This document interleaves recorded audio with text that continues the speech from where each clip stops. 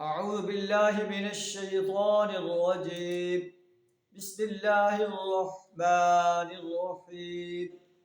ألم تر أن الله يزجي سحابا ثم يؤلف بينه ثم يجعله ركابا فترى البرق يخرج من خلاله صدق الله العظيم.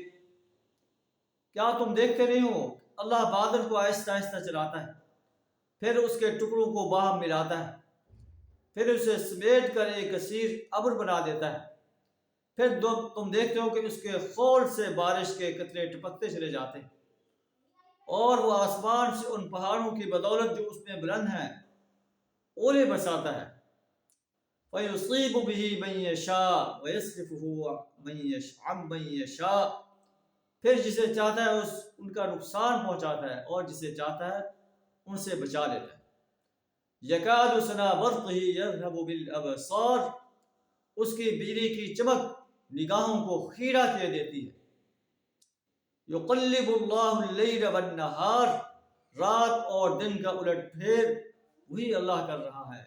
ان فی ذلک لعبرۃ لأولی الابصار، ان میں ان انسانوں کے لیے سبق ہے جو بصارت والے۔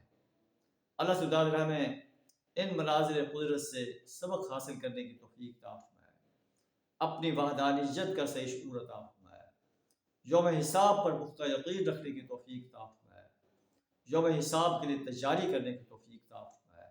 وآخر دعوانا الحمد للہ رب العالمین۔